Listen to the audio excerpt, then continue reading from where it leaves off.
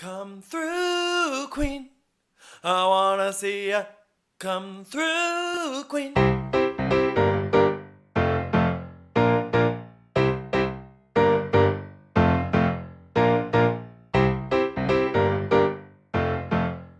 Hi, everyone. It's Dan. And Brendan. And this is the 7th annual Come Through Queen Family Stone episode. Wow. Lucky 7, baby. It's the most wonderful time of the year. It's the most wonderful time of the year. Brendan, can we get a family stone count for you this year? Only twice so far. Which may be your least number of times. I know. I've been really busy. Yeah. Well, I mean, like, simultaneously ending sabbatical and busy. Yeah, exactly. So, you know, every year we do a little bit of a spin on it. And this year we're using like the archival footage that is not really readily available at this time. Yeah. So we went to the DVD. We went to the DVD, which has features that you cannot access like on the streamers. But we're going to tell you about it. We're going to tell you about it. I had to go to the movie and CD section of Barnes & Noble Union Square, which still exists. They still sell DVDs in there. Because you tragically misplaced your Family Stone DVD. So I think there's like a box of DVDs somewhere that I wasn't able to locate last night when I was looking. Yeah. So before we get into like the meat of it, isn't it interesting that this was a part of movie culture at a time? DVDs? The commentary tracks. Oh, yes. It's like a podcast. So I know DVDs are still released for movies that come out. Mm-hmm. Do they still have all these bells and whistles? I don't know.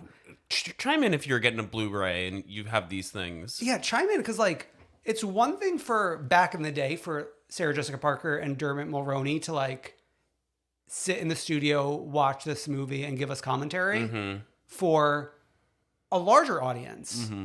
The audience that are buying DVDs right now, I would venture to say, is a fraction of when this originally came out. I don't think they do this anymore. But then, like, how are you convincing them to buy the DVDs? Just because, like, they want the physical copy, I guess.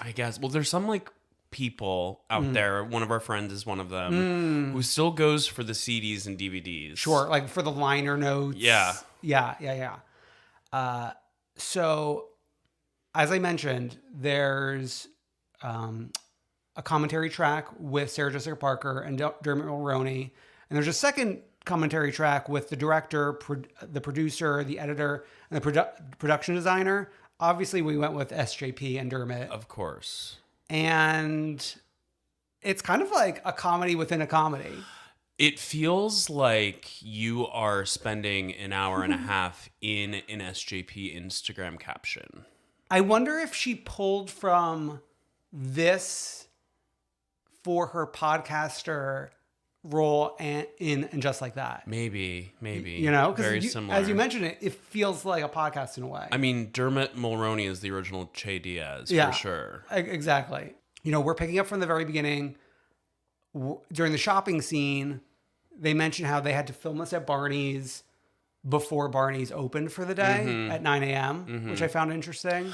For me, I'm like, can't you just do a set? I know. Like, do we need to be in the store? I wouldn't be able to tell what store we're in. Do we have to make Barney's? Can't we go to like the JCPenney? And Barney's is closed now. Yeah. So it's not even that important that it's the actual one. Maybe it was important because of SJP and her association with like Barney's through Sex and the City. Okay. And being a fashion girly, a girl. So I also want to mention, like, I believe I've listened to SJB commentaries on the Sex and the City DVDs. Okay. And I kind of feel like she took those more seriously. Yeah. Because she became an executive producer, or was one from the get-go. This was just like a fun walk in the park. She feels like a little drunk, although later in the commentary she mentions how she doesn't really drink or dance. Yeah. A Mormon of her. Yeah, very Mormon. They also mentioned that they're recording this the day of the Family Stone premiere. I know, don't they have like glam to get ready for? Well, I think they're doing it like in the morning. Yeah. Like this is like, have a cup of coffee, record your commentary. Yeah, maybe spike that coffee. Yeah. Okay. There's this running bit that they have where as like each actor enters the scene for the first time, they're like, ladies and gentlemen, Craig T. Nelson. Exactly. Ladies and gentlemen, Diane Keaton. And it's like, ladies and gentlemen, like the little girl, like they say her name. Yeah. Paul Schneider, Brad Stevenson. Even the other EMT who's with Brad Stevenson. The other EMT, they're like, oh, fun fact about him, he was every man under 50's stand-in for this movie. And then they gave him a role. And then they gave him a little role. They never do a please welcome to the stage, ladies and gentlemen, either of the gays. I know. It's just like every time the gays are on screen, they're talking about something else. Yeah. At the beginning. For a majority of the movie, Yeah. I would say. It's like, did they not interact with them at all? Did they meet them? Did they meet them? Or were they CGI'd in? Yeah, so I found that to be like maybe one of my biggest takeaways is that they felt so excited about the whole cast except for those two cast members. I wonder what it is. Okay. So it was funny SGP acknowledged that moment that we have brought up on this podcast before, where there's a moment where Luke Wilson and Elizabeth Reeser are like a little bit flirting. Yeah. And SGP is like, oh, what's going on over there? Yeah. Well, we even watched the deleted scenes, and there's a lot of like, in the deleted scenes, it's a lot about Amy, the Rachel McAdams character, like being obsessed with her brothers. So there's like, and this, like loving the family too much. Yeah. There's this like underlying like theme here. Of familial love. Yes. Yeah. So they obviously like cut down on that a little bit. A fun fact that we learned is that car scene where they're driving to the pizzeria, like all cramped together, and you know, talking about how they met in Hong Kong is like the final scene that they filmed. It's funny how movies are all filmed out of order. Movie magic. Like Yeah. I don't get that as an actor. Like how you know what emotion you're bringing to this scene. Right, because then there's the thing where the scene where Everett is running after Julie. Yeah. That was apparently the first scene they filmed. Yeah, like running out of the house. Yeah. Like down the street. Yeah. Yeah. So like you're already there Exactly. as the actor. You already have those emotions, but you haven't gotten there. Yeah. Wow. Kudos to the actors. I think that's called acting. Yeah. But okay, so then also in the deleted scenes, you see them like fuck up and then become themselves again. Like SJP is Meredith and then becomes SJP. Oh, the gag, like the bloopers. Yeah, the gag reel. Yeah. Yeah. Oh yeah, and not the deleted scenes, the gag reels. Yeah. I'm sorry. Yeah, that like just goes to show you acting. That's the stupidest thing. Sometimes you say really stupid shit. I am surprised this was your first time noticing the barrette in Luke Wilson's hair. I think I just thought it was like a glisten. Just because like you're just enamored by it. Like light hitting his hair. Yeah. But yeah, in the scene where they're playing charades, he has a pink barrette in his hair because he's BFFs with the little girl. The niece, yeah. I loved that I'm not a completely ridiculous person. Everett is one of SJP's favorite lines in the movie. And Diane Keaton calls her the bigot bitch from Bedford. Like she just sees her. casually. Yeah. I wonder if that holds up to 2022. Do they interact? Maybe. They've been in multiple films together. Oh, yeah. Well, I mean, they had been in films prior. Yeah. First Wives Club. First Wives Club, hello. Have you seen that? Only like the end. That's bad. Okay. It's like funny. I'm like watching this 500 times. Yeah. Meanwhile, I haven't seen that once. I loved SJP when they're commentating on the morning scene, like with the coffee, like that first morning. She's like, is it morning? Don't you just feel it? It's morning. Yeah, and she's like, she always comments about like how the house is so cold and everyone's like wearing lots of clothes to bed. There's like several instances where they're commenting on what the person's wearing, and they're not wearing that. Like, they're like, oh, like Diane's got that scarf on, not a scarf on her. There are a lot of Diane Keaton scarves in the movie, but not this particular scene. Like, oh, Everett's out there in the football stadium wearing his sweatpants, wearing corduroy pants at that time. Well, that's not Everett. That's Ben. Oh, Ben. It's tomato. You calling out misspeak by misspeaking. I know. It's like, who am I to cast the first stone? Literally the first stone. The first family stone. Okay. I loved SGP's commentary on masculinity in terms of in the father-son scene with Luke Wilson and Kelly, where she's like, these are such American men. Where they're having like the heart-to-heart moment about mom. Did she lie? No. Very astute observation at SGP. I just want to be in her brain.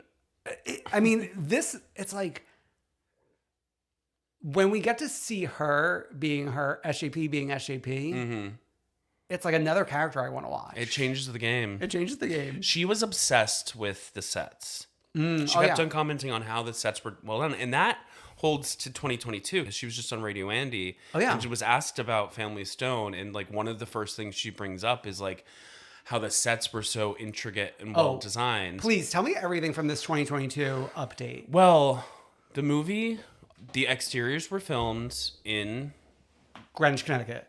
Massachusetts. Amherst. Not Massachusetts. Okay.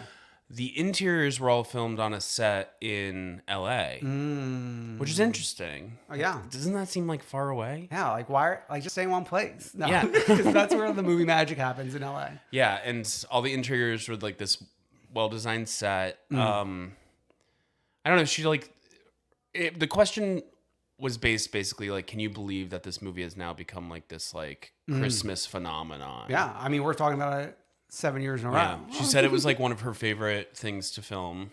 Yeah. Everyone was so nice on set. It's quite disorienting watching the commentary for the first time because I'm watching it thinking like, oh, they're sitting next to me talking about it in the year 2022 rather than like the context of going to the premiere and recording it that morning. Right. We need to get them back in the studio. I know. Like, let's do... So it came out in 2005, I believe. Mm-hmm. Let's do...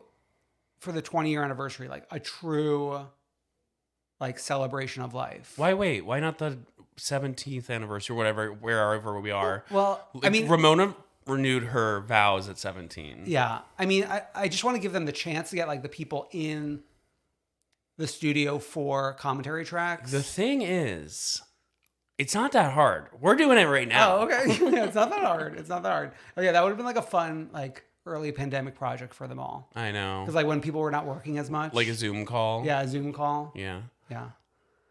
Like the Real World Boston cast all did a Zoom call. Yeah. But you know what? Maybe I also want like a big everyone on stage together. Or like a table read. Oh, a table read. Or no, like let's get them out like the Paley Festival or whatever. What's the Paley Festival? I think it's like a festival that involves film and TV. Mm-hmm. You know who's really high up in that Paley Center? Okay. Janet from Real World Seattle. Oh, I don't know her. Oh.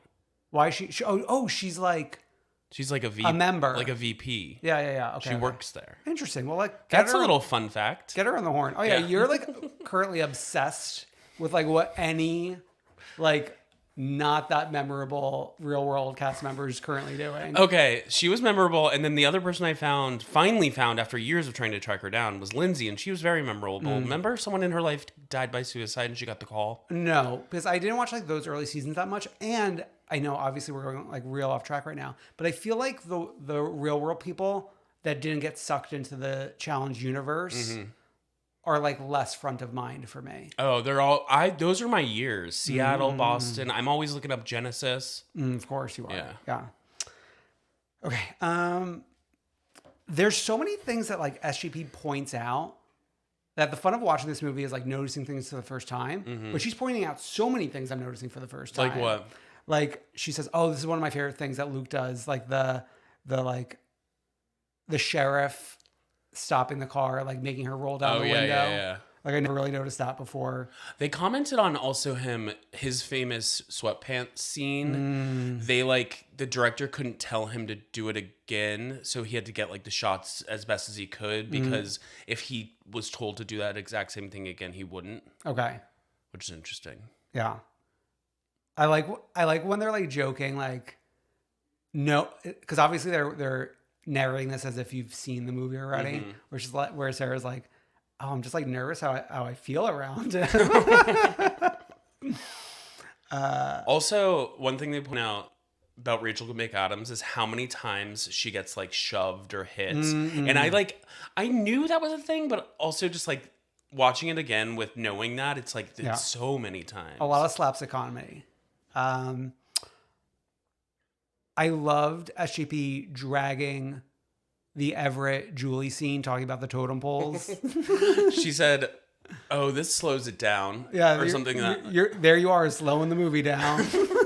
That's perfect. As any true Family Stone heads hate that scene. Yeah, and like given how many cut scenes there are.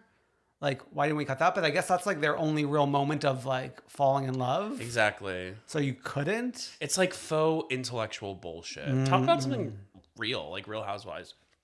Something else I noticed for the first time, Diane Keaton, she's wearing a ring that looks like an Apple Watch. It's crazy.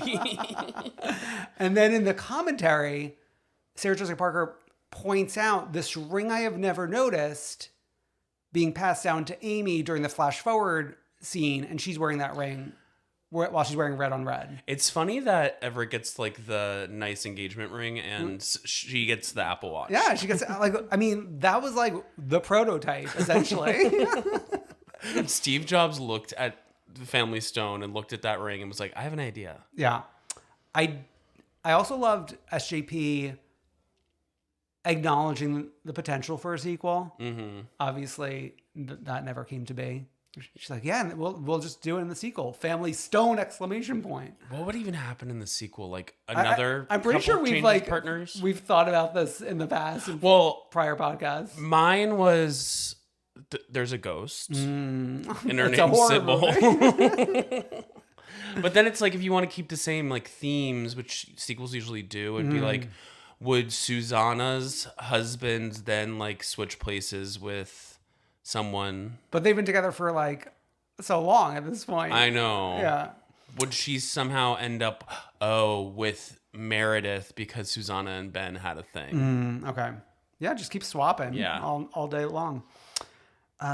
Was there anything else you took away from the commentary?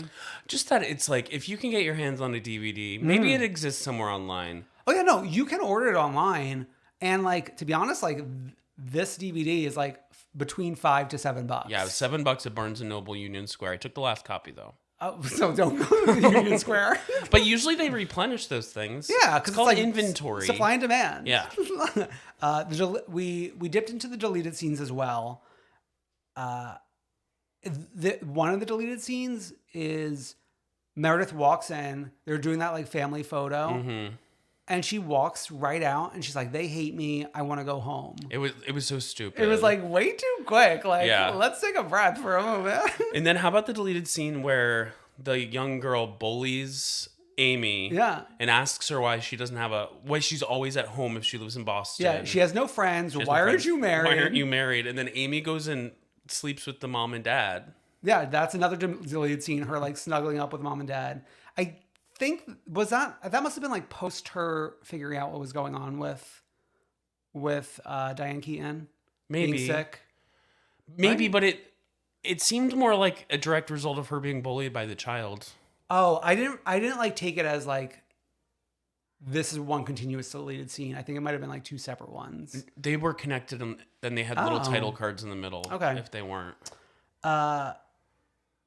There was like before Ben arrives, Rachel McAdams thinks that Ben is going to hate SJP the most.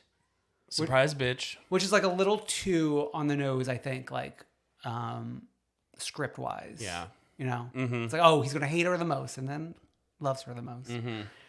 The little girl had like a lot of deleted scenes. I know. They really cut her out. Poor girl. Like, she just like randomly walks into Meredith's room in the morning. And yeah. Oh my God. To me, the funniest one was the gays getting Julie from her room at the end. It's like, they're like, Merry Christmas. Let's go to the house. Let's go. She's like clearly not dressed, and they're like, let's go now. But it's like such a short deleted scene where I don't even know where it belonged in the film. Yeah. Wow. Get your hands on it. Get your hands on it. It's a beautiful relic. And like, oh, great. What a year. 7 years of Family Stone on this very podcast. Wow. Obviously, Bravo is like airing stuff in drips and drabs this week and next week. We'll be back next week to catch you all up on what's going on and wrap the year up. Yeah, I mean, I'll just say that Heather Gay's lost the script. Okay. And leave it at that for this week. Yeah, and until then, we'll see you next week. Bye. Bye.